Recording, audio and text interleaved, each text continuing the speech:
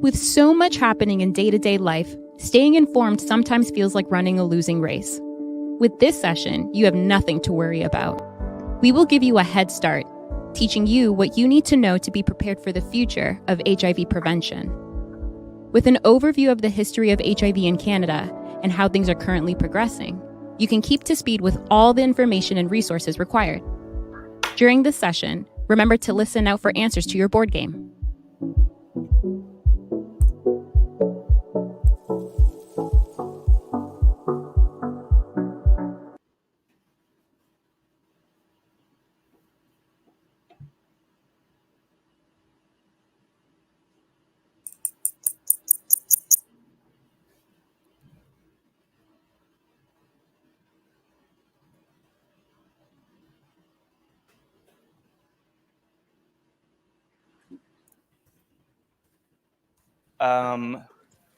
Shane Pope, who is works with the AIDS Coalition of Nova Scotia, and Lori Edmondson, who's the former ED of Katie. So welcome to the session. Just waiting for the virtual folks to join us.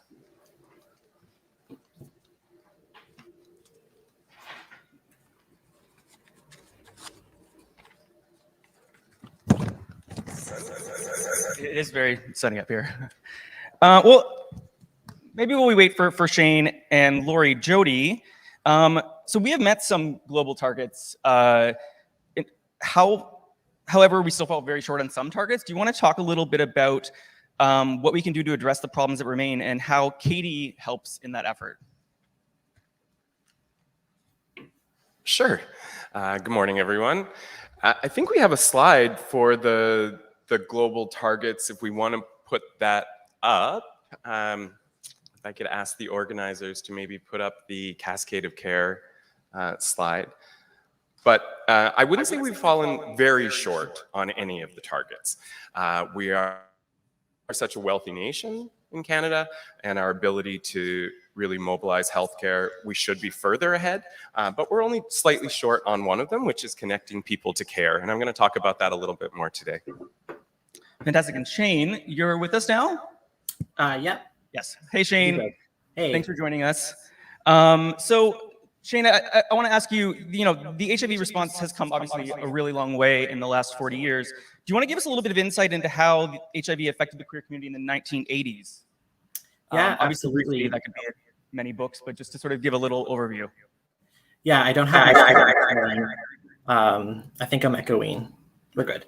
Yeah, I don't have much time, so I'm going to jam pack as much as I can in 3 minutes. But I want to start off by saying thank you to Let's Stop AIDS and No Time to Wait for having me. And also, I did not experience what it was like growing up in the 80s and also much of the 90s. So much of the information I have today is through my own education, lived experiences as a queer person, work and interactions with people living with HIV. I do a lot of sexual health and harm reduction work. And a common theme I come across when working, talking, or listening to people living with HIV, especially queer people who like having sex or using drugs or a combination of the two, is that queer people are not just numbers or stats or data or pieces of data that are on paper or printed in a news article. They are real people with real life experiences, stories, and journeys that deserve to be told and shared by other by and for other queer people. So when I talk about queer people who were and are greatly affected by the HIV epidemic in Canada, I want us to remember that these were and are real people who should and could have been here with us today. So just keep that in mind. So for many queer people, the 80s was a dark and scary time to be alive. And that's just the truth. For many queer people lost friends, relatives, partners, lovers, etc. To AIDS-related complications. There was barely any information. And if there was, it was inaccurate information that incited fear in the general public. Stigma became a barrier to understanding, prevention, and treatment. And governments of the time stayed silent and were not adequately funding HIV research or treatment for many years while people died. Rightfully, the queer community was angry And through this dark and scary time came resurgence and a lot of community building and resilience. And so I feel like I can focus a lot on kind of like that dark and scary time, but I also want to use this time to share the beautiful things that came out of the HIV epidemic and that continue to come from it. Groups of queer people, along with young and older HIV AIDS activists, advocates, sex workers, trans, Black, Indigenous, and people of color, and two-spirit people joined forces and organized to provide care to those who were in hospitals. This care and advocacy is what actually provided this life-saving service, the life-saving services that people living with HIV needed. We had groups and organizations like AIDS Action Now, the Treatment Information Exchange, which subsequently became Katie, which formed in the early 90s. So you'll hear from Lori and Jody from Katie in a few minutes, who were very pivotal in delivering accurate and life-giving information for HIV. So although this was a dark and scary time, many beautiful things came out of it, like I had mentioned earlier. And I see this same energy in queer folks, even younger than I am, and I'm only 25, who are fighting for social justice, for our environment, for our healthcare, and so much more. And so I only ask that we put this same energy, or some of this energy, into the HIV response, because HIV is still a thing.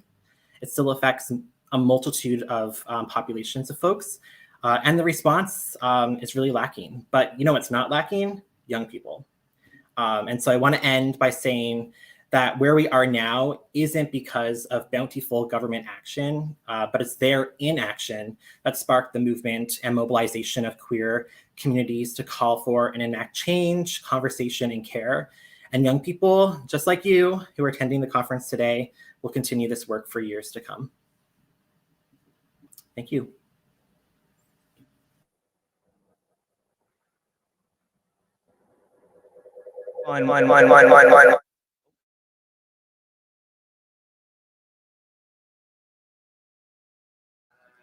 Yeah, I think Lori's going to present a little bit on the early days of Katie, but Katie, it's part of my introduction here. We are Canada's trusted source of knowledge around hepatitis C, HIV, and increasingly harm reduction. And that role has changed over the years. In the early days, people weren't getting information, as Shane said, from anyone, from their governments, from their healthcare providers, from the health system. In many ways, the epidemic was being ignored. And organizations like Katie stepped into a role of playing really important information that should have been coming from our government, that should have been coming from the people who provide us care. Of course, things have changed over the last 30 and 40 years, and now we've been able to really build on the HIV and AIDS movement, and we see other groups and organizations using the HIV movement as a model for people getting involved and taking control of their own health. Thank you. And it's been, I believe, 32 years since the first time there was a national youth HIV conference in Canada. That was in 1990. I wonder what either of you might have to say with regard to what young leaders can do now to make the situation better, maybe just to end things off on a sort of, on that note.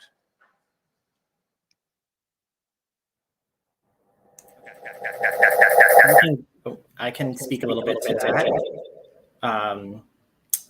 And so I guess where my head kind of goes with that question is that, you know, it's great. You know, we have come so far. We have made incredible progress in terms of HIV treatment, prevention, but we have so much more to go. And this work will continue beyond my lifespan. And so, you know, it's great that conferences like NoTimeToWait exists for youth because, you know, we always hear, and I remember being a youth hearing like, you know, we're the leaders of tomorrow. And I always hated that because no, we're actually the leaders of today, like right now in this moment. And so it's so important that, you know, youth feel empowered to actually use this knowledge to make the world such a better place for all, but especially people living with HIV.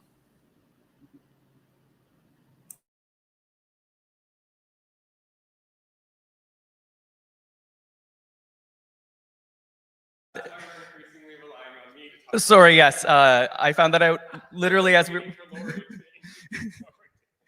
Sorry, yes, I thought you knew this. You didn't. Lori's not here. No. Okay, well, it's me then. In the absence of Lori, yeah. is there anything you'd like to add? Sure, I've got some notes. So good morning, everyone. I'm the executive director of CATIE. I mentioned what we do. We're Canada's knowledge broker for HIV, hepatitis C, and increasingly harm reduction. I use he, him pronouns, and I'm working here in Toronto. However, CATIE's work extends across Turtle Island, often on stolen and occupied territories of Indigenous people. And it's important for us to remember that today as we consider colonialism and its impacts on our Indigenous people, who continue to have some of the worst health outcomes in our country. And that is true of HIV and AIDS as well, where Indigenous people experience a disproportionate amount of that burden. Before I get into my slide, and there's only one, don't worry, I want to congratulate the organizers, volunteers, and participants today. I got involved in sexual health as a teenage activist. I was fighting for condom dispensers in my conservative rural high school. I lost that fight, but I won a few cents, and I really just want to encourage everyone to keep fighting. There will be setbacks. We will see, change eventually. Don't take no for an answer, and remember that progress is built on determination. So my slide, real quick, they wanted me to give you a snapshot of the situation in Canada. Luckily, the Public Health Agency released these numbers this summer, and my organization, CATIE, whipped them up into this infographic for us to better understand. So this is known as the HIV cascade of care, and here you can see the number of people estimated to be living with HIV in Canada. Here are the number of people who know it. Here are the number of people who are connected to care. And here are the number of people who are virally suppressed. I'll step out of the way so people can see the slide. So experts and researchers tell us that to achieve zero new HIV infections and to remove HIV as a public health threat, we need to hit targets of 95, 95, 95 in all of these categories. So you can see we're doing quite well in some. We've hit a 90% mark in terms of identifying new infections, so we're doing a good job testing people. We're not at 95 yet, but we did hit our first target of 90%. Where we've fallen behind is we're at about 87% of people who are diagnosed are connected to care, which means that without being connected to care, it's virtually impossible for them to suppression. I have 1 minute left. So where do we need to work? Well, we need to work on all of these, but particularly connecting people to care. And a couple of things I want to note, these are aggregated numbers, so they don't tell us who is getting HIV. Unfortunately, due to our federal system, with many provinces, territories, and agencies providing healthcare, our exact numbers are hard to find. So this doesn't tell us how many queer men are getting HIV, which has historically been very high. It doesn't tell us how many people who use drugs, Indigenous people, or racialized communities. That said, we know from looking at provincial data, it appears that increasingly the burden of HIV is placed on Indigenous and Black Canadians, newcomers to this country, people whose mental health and substance use play a role in their ability to access healthcare. So the fight is not over. And I keep saying that this next push is going to be the most difficult, and listen up, funders, it's going to be the most expensive, because there is no one size fits all anymore. Each new person getting HIV will require a unique prevention strategy. And this is where we come in as the sector. We have the tools in this country. We have PrEP, we have PEP, we have treatment as prevention, condoms, online testing, self-testing, all kinds of testing. We need to get them in the hands of the people who need them. So I encourage everyone over the course of No Time to Wait to consider how we can better engage and reach those people with the prevention tools, the treatment, and the care they need. I want to end with a little plug to CATIE. Our website is catie.ca. It's full of relevant information, up to date. There are webinars, courses, trainings, opportunities to get involved. So please take advantage of that. Thanks, everyone. That's all the time we have for today. So thank you so much to Jody and to Shane, and enjoy the rest of the weekend. Thank you.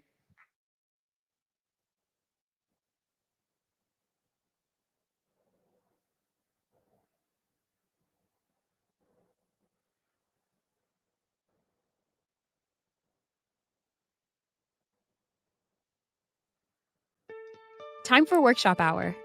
Our workshops will help you dive deep into a specific topic and improve your skills. Make your way to your selected workshop. If you are unsure how to get there, click on the Workshops tab or check out the program on the NoTimeToWait website for the in-person workshop location. After the workshops, it will be lunchtime and expo hour. For those of you in person, join us in the main venue for food and networking. For those of you online, now is a great opportunity for you to grab a bite and check out our virtual art exhibition, organization booths, and resources available to you on the NoTimeToWait conference platform. We will see you back after lunch for more sessions where we will hear from inspiring young activists who have made amazing things happen either as an individual or in collaboration with others.